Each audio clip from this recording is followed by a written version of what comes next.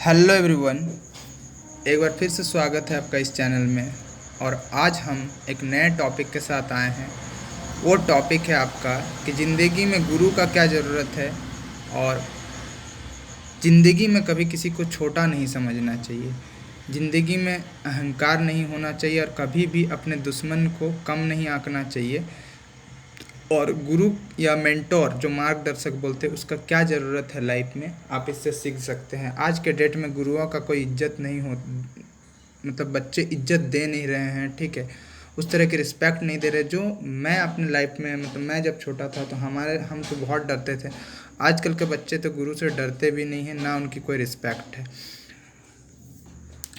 Respect है but respect दे नहीं रहे हैं बच्चे। तो ये कहानी मैंने महाभारत से लिया है, जिसमें कर्ण और अर्जुन युद्ध के मैदान पर होते हैं, उस वक्त की कहानी है।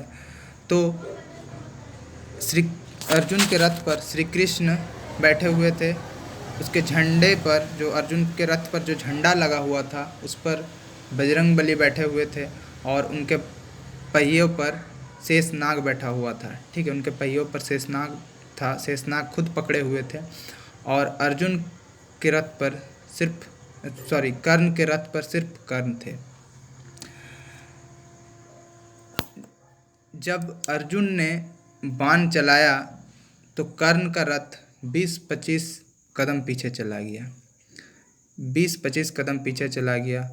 और जब कर्ण ने रथ चलाया अर्जुन के रथ पर, कर्ण ने तीर चलाया जब अर्जुन के रथ पर, तो उसका रथ कुछ ही कदम पीछे गया। किसका? अर्जुन का रथ कुछ ही कदम पीछे गया।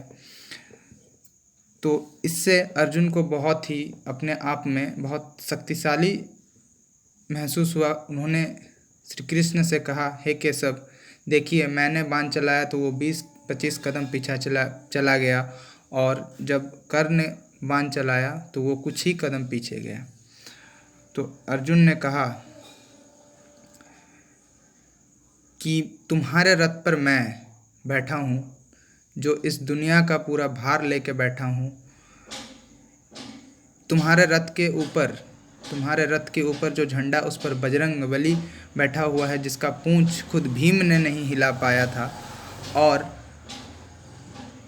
तुम्हारे पहियों पर शेषनाग खुद पकड़े हुए हैं, फिर भी ये रथ कुछ कदम पीछे हटा। और उस रथ पर सिर्फ कर्ण का पराक्रम है। तो कुछ देर के लिए मैं इस रथ से नीचे चला जाता हूँ। और बजरंगबली को भी उन्होंने कहा कि आप भी कुछ देर के लिए रथ से नीचे चला जाए। तो कुछ देर बाद कर्ण ने जब तीर चलाया, तब अर्जुन का रथ हवा पे उड़ गया। तो अर्जुन को ये जो अपना घमंड था वो पूरी तरह से चूर हो गया। और इससे यह पता चलता है कि एक मेंटोर या एक गुरु का कितना आवश्यकता है कि वो अपने जो भी शिष्य होते हैं उसको किस तरह से गाइड करते हैं, ठीक है। ये कर्ण ने बताया कि तुम जितना सोच रहे हो वो बिल्कुल सही नहीं है। तुम जितना सोच रहे हो वो बिल्कुल सही नहीं है। तुम्हारा घमंड तुम्हें ले डूबेगा।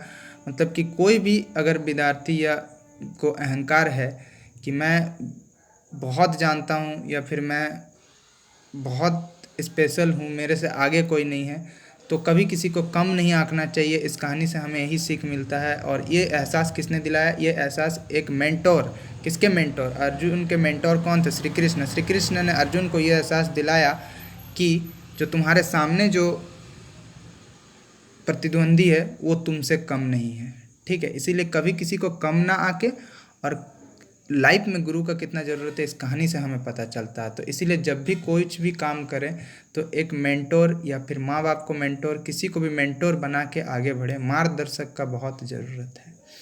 मैं बार बार बोल रहा हूँ, मार्गदर्शक का बहुत ज़रूरत है। भले गुरु ना हो तो मेंटोर हो। और जो भी आपका मेंटोर है आप उनको फुल्ली रिस्पेक्ट करें, अपने गुरु के रिस्पेक्ट करें, बहुत ज़रूरी है। आज के डेट में ये चीज़ बिल्कुल ख़त्म होता जा रहा है। टीचर का रिस्पेक्ट नहीं किया जा रहा, तो टीचर का रिस्पेक्ट किया जाए। और कभी भी दूसरों को कम ना आके, इस कहानी से हमें यही सीख मिलती है। तो कैसा लगा ये कहानी ज़रूर बताइएगा, ठीक है।